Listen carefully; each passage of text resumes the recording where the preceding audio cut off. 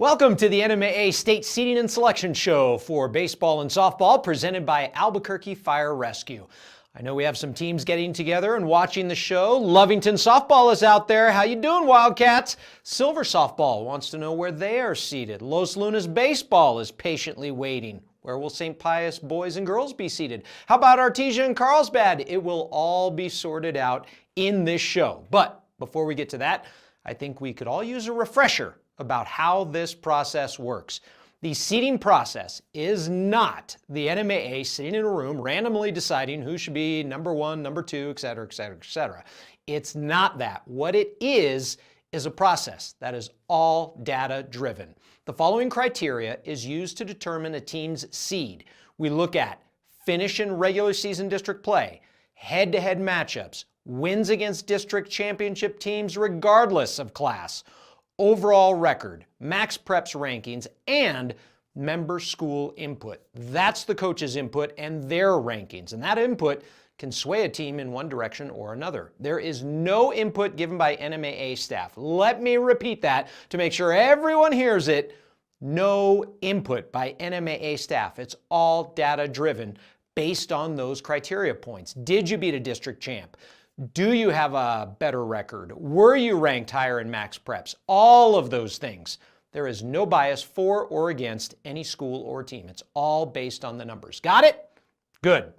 Let's get to why we are watching this show in the first place. The brackets.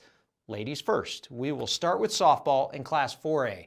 And the first top seed handed out in this show goes to the Artesia Bulldogs.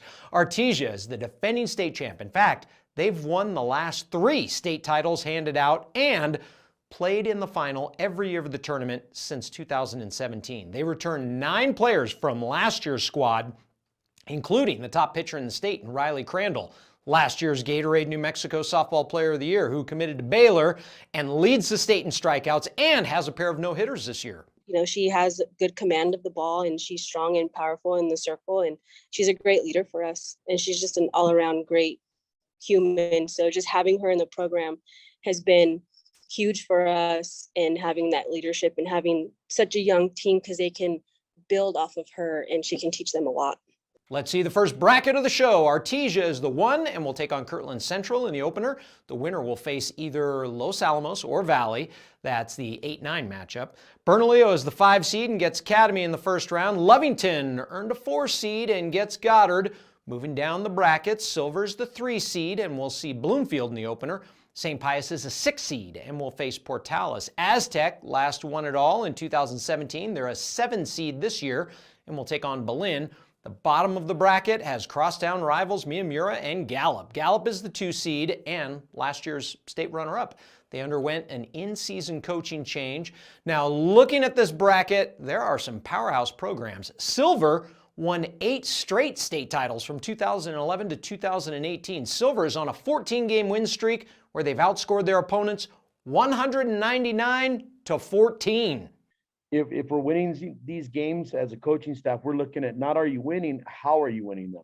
And right now, we're not leaving runners on base. We're not making errors. We're not doing all the things that plagued us at the beginning of the year. And so we've been preaching to the girls, and, just taking a step forward every day. And then at the end of the year, we should be where we need to be. And I kind of feel like we've done that. Now, on to Class 5A. Pretty much most of the coaches you talk to would tell you Carlsbad is the near unanimous number 1. And they'd be right. Carlsbad earned the top seed in Class 5A. The Cave Girls were near perfect this year, suffering their first loss of the year Friday to Hobbs. Carlsbad is 25-1 on the season, last year's state runner-up. They have 2 junior star pitchers in Faith Aragon and Haven Schoolcraft. This program has been up near the top for a couple years now. 2020 probably would have been a good year for us. Didn't get a play, obviously. So the 2 years surrounding 2020, we were runner-ups. I think what we were missing was continuity of the team, everybody working together, and I think we finally have that. Let's take a look at the bracket. Carlsbad's first round opponent is Sandia, the 16 seed. Mayfield will meet up with Piedra Vista. Rio Rancho will host Roswell. La Cueva is the 4 seed and will take on Atrisco Heritage. The Bears won it all in 2017. La Cueva had a big shutout win against Rio Rancho earlier this season. Alamogordo earned the 3 seed. The Tigers have posted shutouts in 5 of their last 6 games. They will meet up with Manzano. Cleveland is the defending state champ, but lost a good core of that team. This year's squad only has one senior. Cleveland will host Farmington. Hobbs will host Volcano Vista. Centennial is the 2 seed. They will see Cibola in the first round. Now, Centennial won a state softball title in 2016. This season, they lost 5 of their first 7 games, but have won their final 15 games of the regular season. Alamogordo was the last team to beat Centennial, but it's a whole new ball game in the postseason. Tomorrow's a new day. You know, we're only as good as our next game. And so that's next Friday or Saturday, depending on what happens, hopefully, you know, and everything turns out. But we've got to work, and we've got to work hard, and we've got to work hard to get there. So we're only as good as what happens next Friday or Saturday.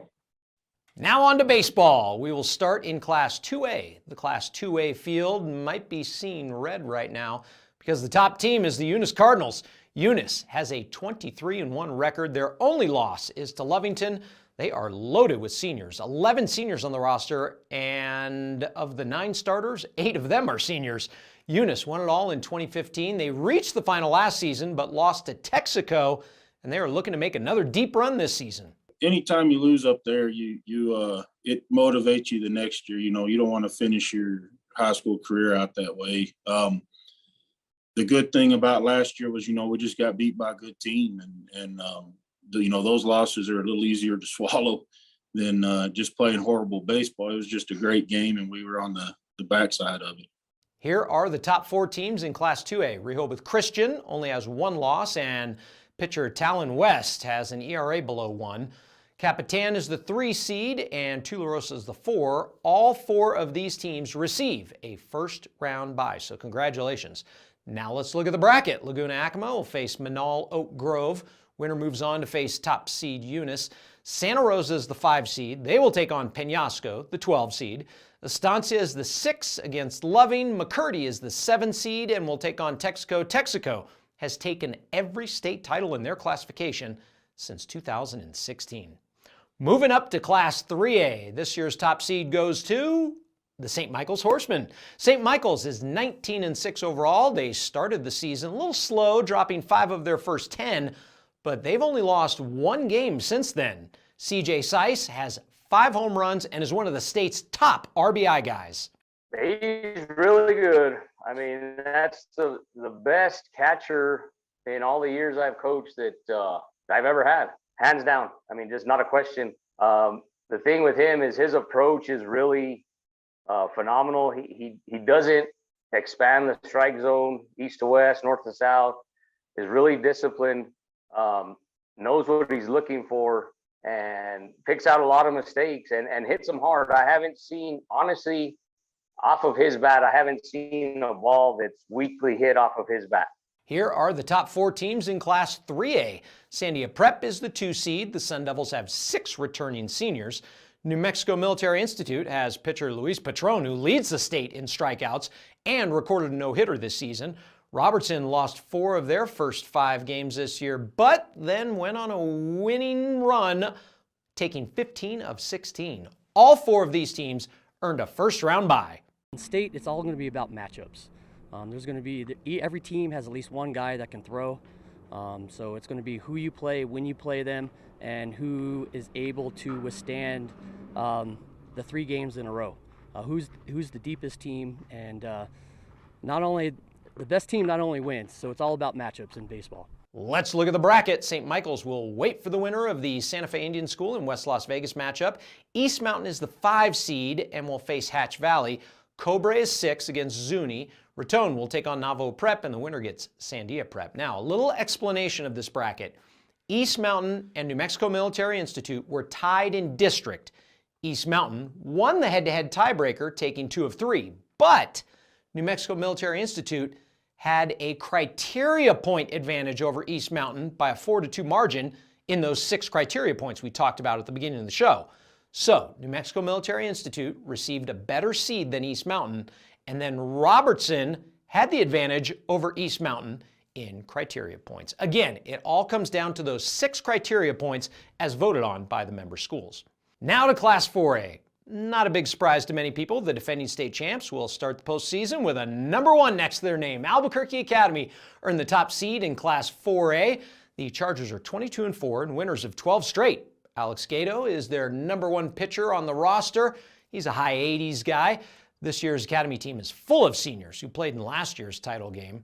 Last year, they were a 6 seed, and their path to the title game was a little bit different than this year. Maybe there's a little more pressure, for results. Last year, we were, we knew who we were, but, we were happy to be there and happy to get the championship game.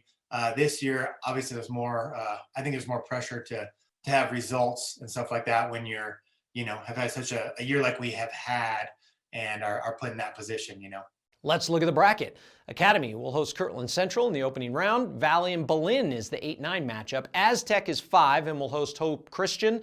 Aztec's Ryan Ray has carried a lot of the load for the Aztec Tigers this year. Grants is having a good season. They are the 4 and will take on Bloomfield. Los Alamos is a 3. Many coaches think they can be dangerous. The Hilltoppers will host Valencia. Santa Teresa is the 6 and will meet Miyamura.